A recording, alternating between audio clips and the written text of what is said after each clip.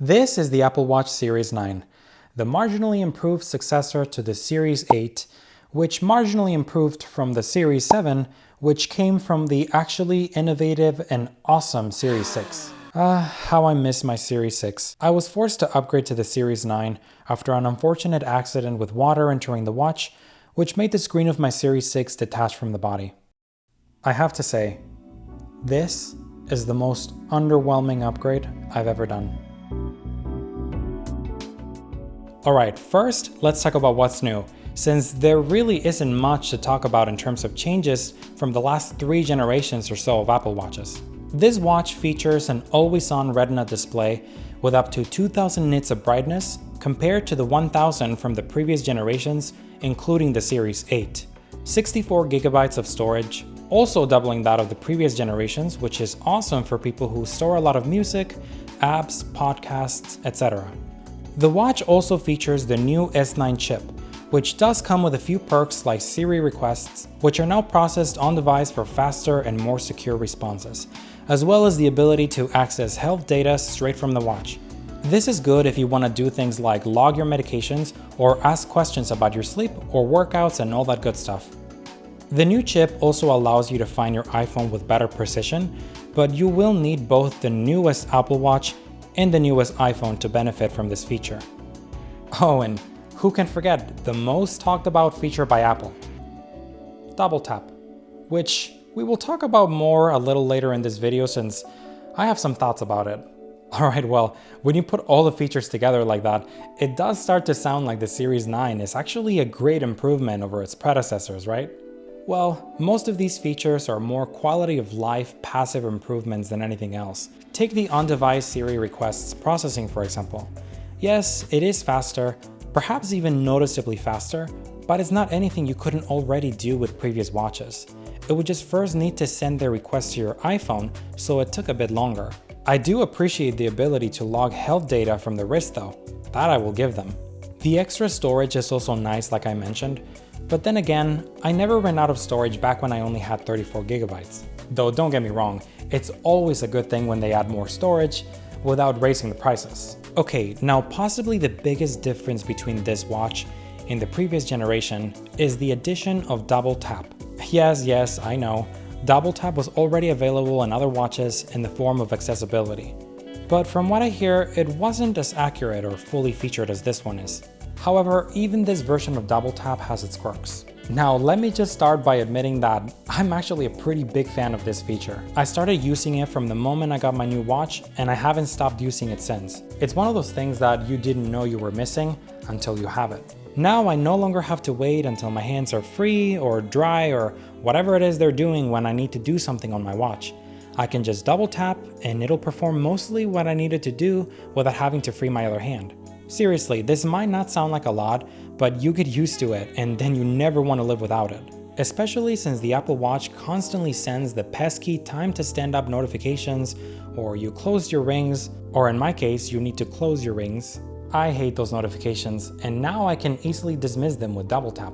Probably the most useful feature when it comes to Double Tap is the ability to immediately respond to a text message. The app will intelligently open the Messages app and then turn on the microphone so that you can respond with your voice, knowing that if you use Double Tap, your other hand was probably busy and you want to speak your response instead. Pretty smart. Now, I also have some criticisms for it.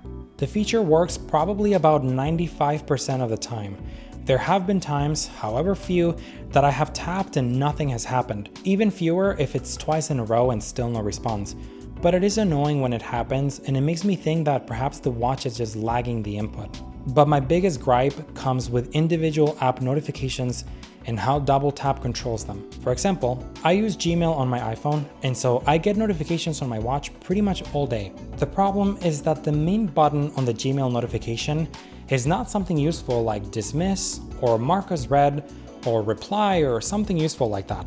No, it's archive. I can't think of why I would want to archive every single email that I get throughout the day. I think the move here would be to switch the main button to dismiss, and this is true for other apps too. I hope that in the future, Apple will allow you to customize the individual buttons on different types of notifications or perhaps even individual apps if that's within their reach. Other than that, I really love this feature and I hope Apple keeps improving upon it. Okay, so for this next section, I will leave a disclaimer that there is a possibility that I got a faulty Apple Watch unit, or that perhaps the issues are more so software related rather than hardware, which, I mean, would still be a problem. This is the laggiest, most unresponsive Apple Watch I have ever owned, and that includes the Apple Watch Series 1. The amount of times this watch has completely stopped receiving input either from the dial or the touchscreen is unreal to me. This mainly comes in the form of the watch just stopping the scrolling function from the wheel randomly, or me not being able to pull the notification center down. This has happened on multiple occasions, and every time it does, I have to completely restart the watch in order to get it to work again. Another huge problem I have that I didn't used to have with my older Series 6 is that during a workout, this watch will just stop reading my heartbeat constantly. Now, to be fair, the watch does tell you that some exercises have unpredictable movements that may affect the readings of the watch on your wrist, but this happens way too often to the point where I don't think my watch is actually giving me an accurate reading anymore. Not to mention that this very rarely happened on my Series 6, and I use that watch to play tennis or do HIIT exercises, which are known to be pretty unpredictable too. You could say that perhaps my band is too tight or too loose to the point where the watch can't read my heart rate, but the thing is, I've already tried loosening the strap, tightening it, and adjusting it somewhere in the middle, but nothing works and it still has to look for my heart rate way too often during a workout. Another disappointment with this watch is that the screen scratches very easily. I've had this watch now for a little under 3 months, and the screen already has very visible scratches all over the glass. Thankfully, the metal is intact and I hope that it remains like that for a while longer. I remember booting up this watch on my wrist the very first time I got it and thinking, wow, there really is no difference between this and my good old Series 6. And that to me is the biggest disappointment. 3 generations later, I think should feel like a substantial upgrade. And to me, it just felt like I had to spend $400 to pretty much get a worse version of what I already had. Let's hope that the next generation is as exciting and innovative as people think it will be, because I'm definitely getting rid of this as soon as I can. But I would love to hear from you. Did you also get the Apple Watch Series 9, or are you waiting for the Big 10 as well? I'm also curious to know if anybody else has experienced the same issues I have with mine, so please leave your comments below and let me know about it. This has been McMatched. I will see you all in the next one. Unless, of course, my Apple Watch decides that I am no longer alive since it doesn't want to read my heartbeat.